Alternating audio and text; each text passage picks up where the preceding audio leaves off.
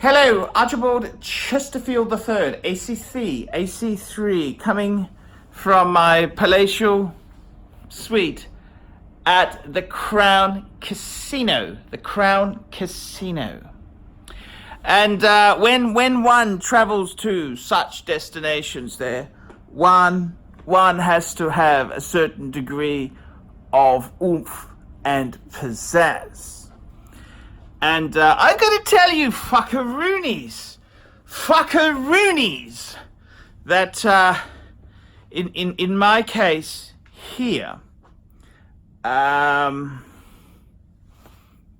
Philippe, fuckers, Patek Philippe. That's correct, fuckaroonies. Patek Philippe is the brand I like to wear. When I stay at the Crown Casino, I like to wear my Patek Philippe World Time. No girl size Audemars Piguet, no ghastly Royal Oak Quartz, no ghastly Squales. Patek Philippe, fuckers, that's the brand that your gurus should wear. I'm Archibald Chesterfield III. Tell me what you lousy, sniveling, cheap fucks, nasty, cheap fuckaroonies think of that. Fuckaroonies! Guys, Mark Goldberg here from Mark Vlogs Watches with a quick word for your friend and mine, ArchieLuxury, Paul Pluta, AC3, Archibald Chesterfield III. You know, he invented the quick wristwatch check, and the rest of us on YouTube, well, we just stole it. Help keep Archie full-time on YouTube by liking this video, watching this video, tell your fuckhead friends, and make sure to subscribe to his Patreon. And now, ArchieLuxury. Hi guys, it's Archibald Chesterfield III. I'm the method actor who plays that bumbling fool Paul Pluta. Okay guys, today I want to talk to you about building a humble Patek Philippe collection. And before we get into this, let's do a quick wristwatch check. I'm wearing a Patek Philippe 5035. This is the annual calendar. It's in rose gold, yellow gold, which is the J, yellow gold, and it's just a rather delightful piece. Okay, guys, building a humble Patek Philippe collection. Okay, so firstly, we've got to say to ourselves, well, look, guys, we really want to build a Patek Philippe collection. And this is something I've thought long and hard about. Now, how many pieces? Well, the honest truth is one wristwatch, one Patek is not a collection. Two is not a collection. Three is the minimum number of pieces we could have to have a Patek Philippe collection. So, I decided 3 pieces would be the minimum you could have to build a collection. Then we look at how are we going to build this collection? What are we going to do? How are we going to build it? And in my own opinion itself there, I've been looking through the Patek, the vintage booklets, and I got to tell you, one thing I'm finding, this is a 90s. In the 90s, Pateks were pretty damn small. This here, yes, it features the 3919, but they were pretty damn small. We look at all the men's pieces, they were kind of 33 mils. So, you know, in many ways, even the humble Patek Philippe 6000 or 6006 was actually called a 5000, a Patek Philippe 5000. So it was a bit on the small side. We had the Ellipse collection, which, you know, that's kind of aged quite badly there. Then we had, of course, we had the Nautilus, but let's stay out of Nautilus territory. Big bickies for our Nautilus brethren there. We had Fantasia, which was a bit of an acquired taste, I would certainly say. Then we had the Complications, which were not called Grand Complications, just Complications. 3940, 3970, so this was very serious, and 3974, that's my dream piece, 3974 from that period there. So, okay, so this is kind of the 90s Pateks, which they were all kind of a bit small. So when I developed my collection, I'm thinking, looking at something from this period here, I mean, the Grand Complications would be amazing, but little bit on the small side. So then we move up and we start thinking, when did Patek Philippe sort of start shuffling the boat up a bit? And the answer is, it was in the mid to late 90s. And in this period of time here, Patek Philippe, they started to introduce something called the useful complication. These were different from the previous complications, which then became grand complications. So interesting period of time. So these sort of pieces here, this is actually a catalogue from 1998. So this is sort of when Patek started to say, well, let's make a range of useful complications. And, around, this is actually a catalogue from 2000, from year 2000. We see some very interesting developments in the useful Patek genre. So what we see things like, we introduce the world time, the 5110. We also did something interesting with the Calatravas that were a bit small. We blew them up to 37mm with the 5107. We also had the 5117, which was a automatic, it's like the 5107, but with the hobnob bezel with crown guards. We've had a few interesting pieces there. They had a few variants. A 5115, and we also had some interesting complications. We had some interesting developments there. We had the annual calendars. So when I was thinking of designing a collection, I'm thinking to myself, I want to sort of start from when Patek introduced these useful complications, which is later 90s, and then I want to put an end date. I want to put a whack. I want to put an end date on it. And so I'm thinking, what's a significant thing that has sort of changed, a game changer? Very difficult to do, very difficult, because Patek is such a cool brand. You've got to draw the line in the sand. And for me, the line in the sand was when Patek Philippe in 2009-ish, they dropped the Geneva seal and they went to the Patek Philippe seal. So my area of focus and interest is late 90s, when Patek introduced the useful complication, up until the Patek seal. So that's 2009. So it's sort of a 10-year window, of Patek Philippe. And I'm looking for pieces which are in the newer size. In the 90s themselves there, they were very much 33 mils. The grand complications were 36 mils, as small as possible. So I want that new thinking. I want a piece which is at least 36, 37 mils.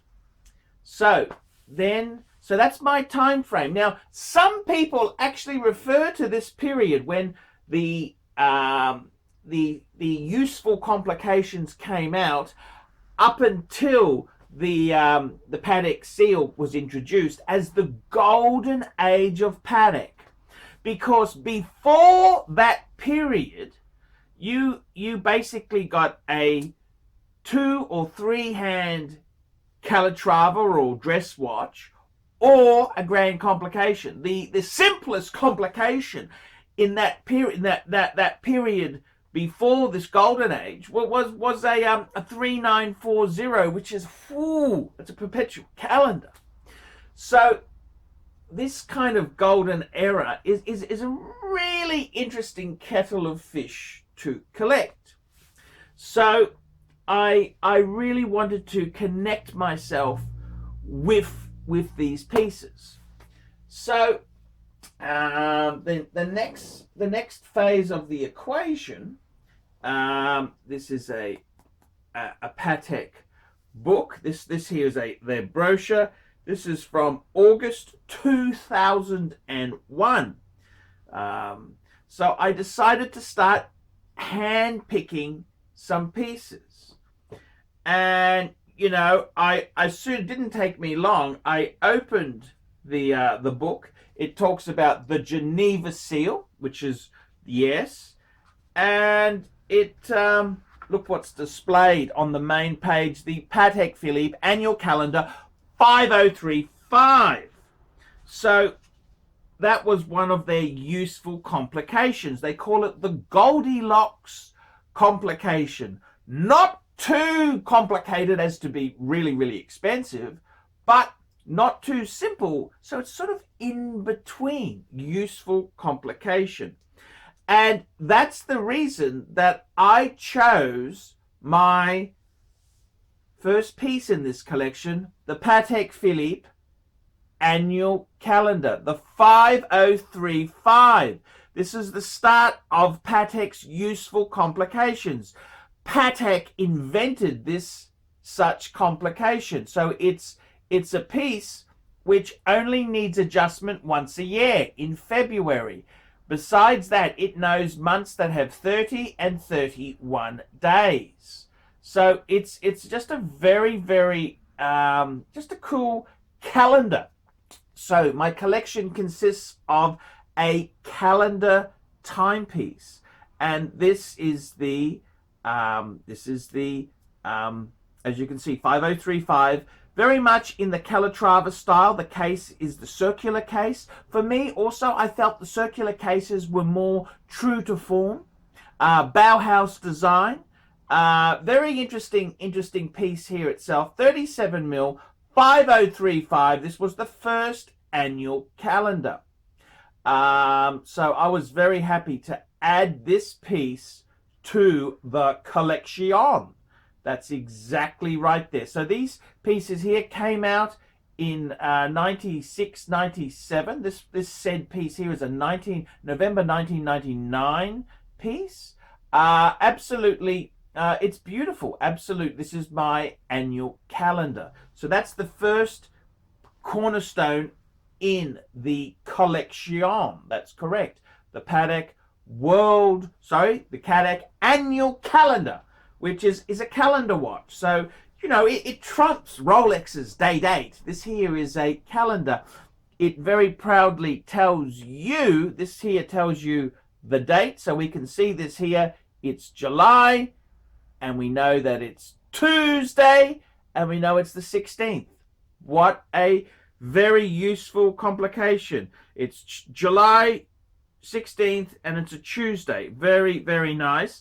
And it also gives us the AM PM indicator at the 6 o'clock. It's got a little eye there that gives us that information to tell us it's midday. So it gives us 24-hour time. Very, very useful piece indeed there. So that was the cornerstone of my Patek Philippe collection. Now this book here, which is dated August 2001. So I really couldn't go wrong when you see that they they highlight that said watch in the front pages there. So I thought, you know, everybody needs, you look at Patek's complications, a calendar, the legendary perpetual calendars and chronographs, and perpetual calendar chronograph minute repeaters, absolutely to die for. And in my case here, very, very affordable in the 5035 genre. That's correct. That's the genre for me. The genre. That's right, guys. The genre. So we'll just see that there. That's the 5035. Interestingly enough here, 5037, that's the model that was in the Tony Soprano episode. I'll put a link to that episode where he gives somebody a Patek. I took me ages to work it out. Theo and Harris! Man, that guy Theo and Harris, he's such a fucking Sopranos fan. I'll also put a link to his video on the watches of the Sopranos. He worked it out. I couldn't work out what the fuck it was because it was so quick on the screen. Yes, it's a 5037. Very obscure reference indeed. So that completed the calendar component of my collection. The next thing I wanted to add was, I'm thinking to myself, what else is Patek Philippe famous for? And the immediate answer, what is the answer, my friend? It is blowing in the wind. The answer, my friend, is blowing in the wind. That's correct, fuckers. The rain in Spain. That's right, fuckers. It's, of course, the Patek Philippe World Time.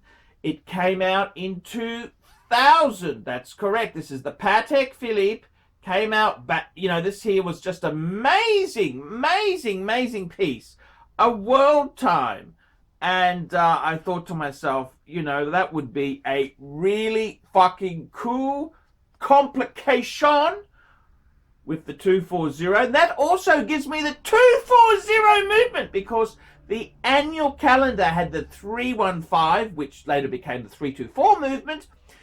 Patek Philippe had I wanted to own the legendary 240 movement, which came out in 1977 and powered such greats as the 3940. I think this would be a great, whereas a Rolex collector would collect GMT or Explorer 2 pieces, a Patek Philippe collector would collect a world time. So I had to get one. Unfortunately, I do not have my world time available at this point in time due to a rooted rotor. That's correct. A rooted rotor getting rectified. I'm getting my rooted rotor rectified, fuckers. Rooted rotors being rectified.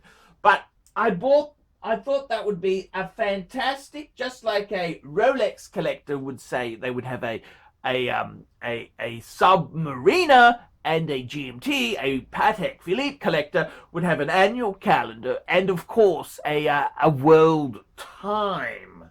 Yes, indeed, fuckers. That's what Patek Philippe collectors do. And we look at my reference book here, and, of course, the 5110 is beautifully displayed, fuckers! Beautifully displayed.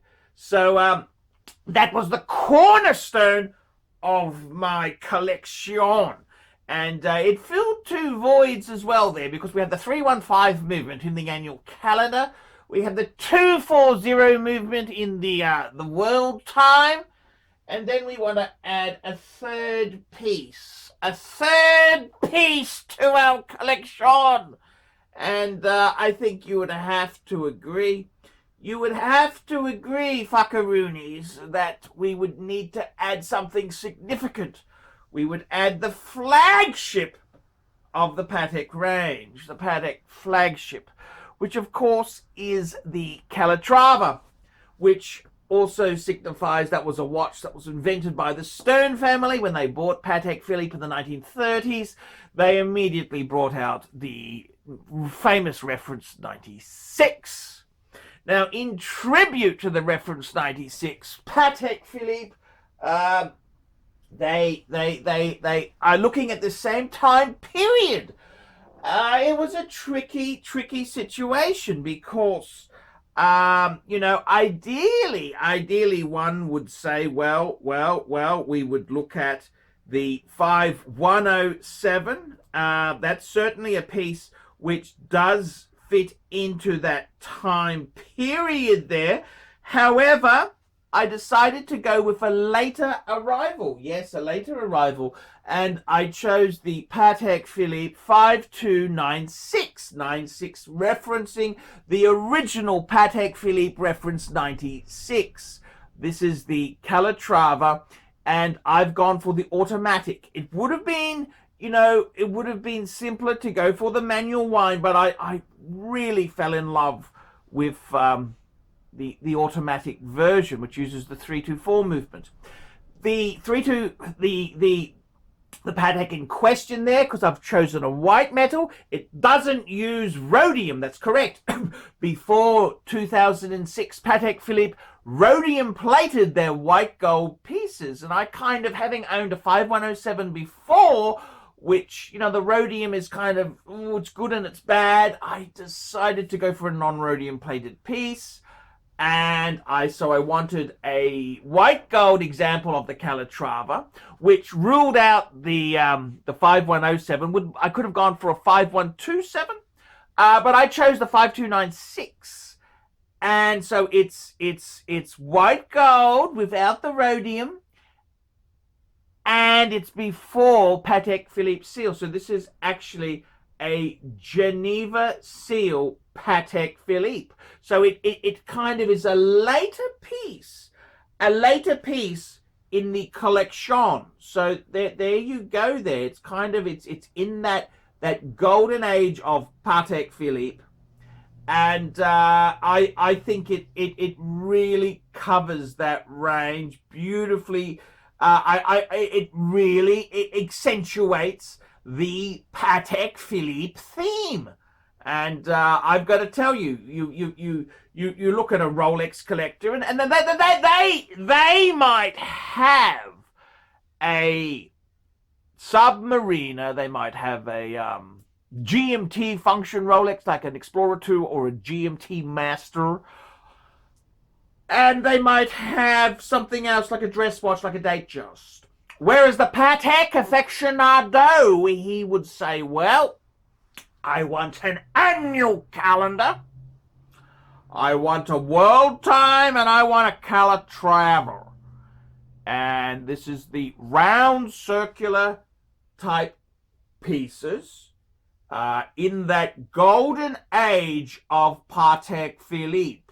So that's how the collection was tailored. It was tailored with that framework in mind. The framework in mind.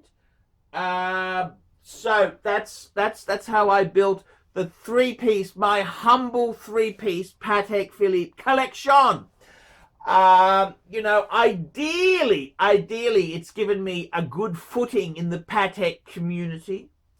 I would ideally like to add a piece using the 215 manual wind movement, and I'd also like to tick another box and possibly get a piece in rose gold to have the rose, yellow, and white gold boxes ticked. So that is something I am definitely considering in the future. I've just got to pay my damn Visa card off. Pesky fuckers at the bank don't quite understand that I want to buy more Pateks. But that is life. That is how it goes. So what can I say? Indeed, fuckaroonies, it's a my three-piece humble Patek Philippe collection. It's this is the reasoning. This is the will and the yin and the yang fuckers. Yin and yang. It's the yin and the yang and how they kind of piece together. That's what I'm looking at doing. So very much. It's an important element. It's very important to me to try and get those boxes ticked. I trying to get the Patek Philippe's. You've got to try and get the right genre in, the right genre. Yeah, so that's basically what I've tried to do there. That's what I've tried to do. So that's my collection, 3-piece humble Patek Philippe collection. And I think I've covered the essence of the brand. Now, there's much scope there. Just like in the Rolex collection, the white elephant in the room is that wretched Daytona. In Patek, it's no difference. The damn Patek Philippe chronographs are so fucking expensive. They're so fucking expensive. So just like in Rolex, you know, we would substitute, you would substitute a Rolex Daytona with a cheap and nasty Speedmaster. In Patek, we have the same problem. What do we do? What do we do? What do we do?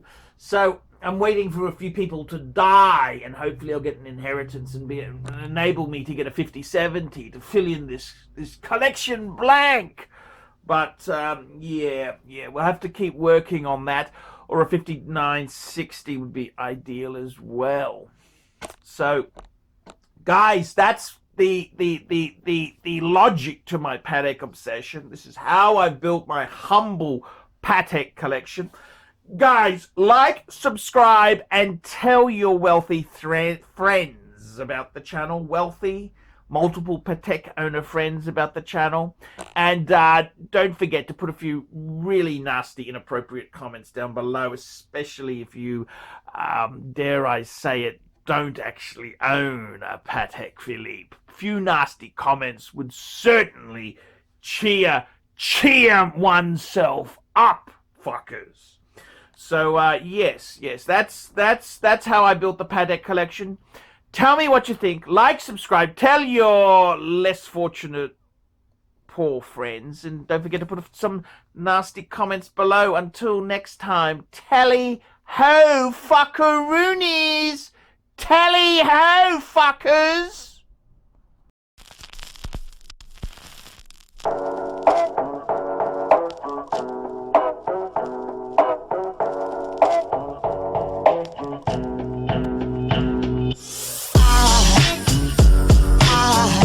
There goes a sight from my soul.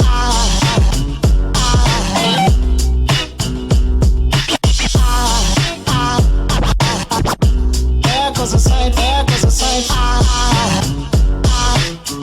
Now there goes a sight from my soul. There goes a sight from my soul.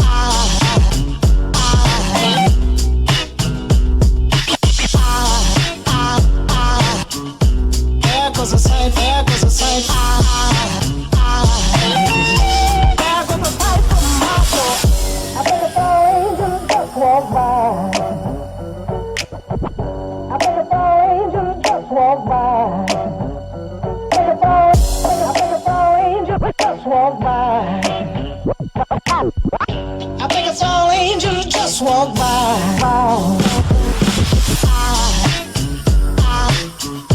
There goes a sight from my soul.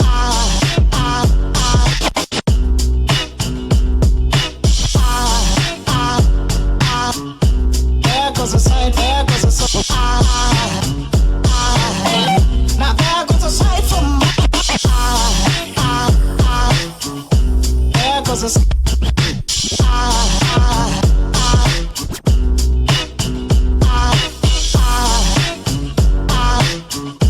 There goes a sight, there goes a sight.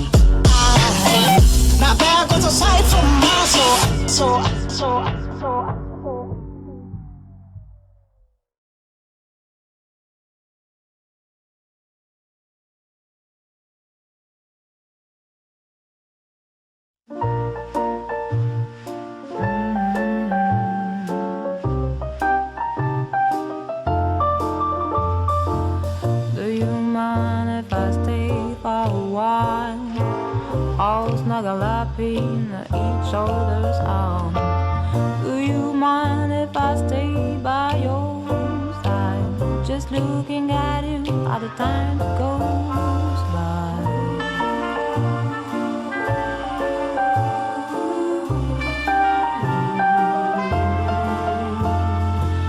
Do you mind if I stay by your side, just looking at you all the time goes by?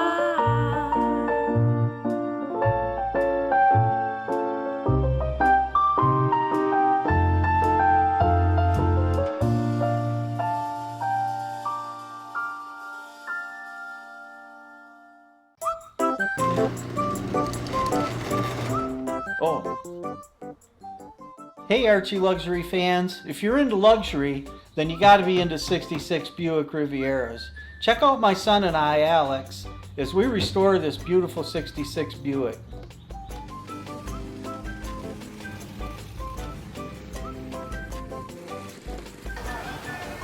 Neighbors are having a picnic, you know, having fun and stuff. Me, I'm doing cars. It's what I've done my whole life.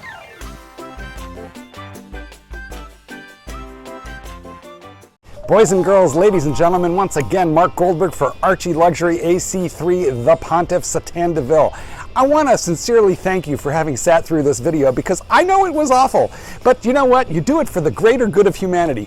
Thank you so much. Now, a couple of quick pieces of homework. Now that you've watched this video, I would like you to hit thumbs up.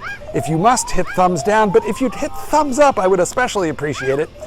Go ahead and leave a really nasty comment and tell him how awful this content was, but most importantly of all, the entire reason that I am linking up with Archie Luxury in the first place. I am a published author. Let dogs be dogs. Available in bookstores, Amazon, and electronically somewhere near you. Remember, Archie Luxury. He's not just a figment of your imagination.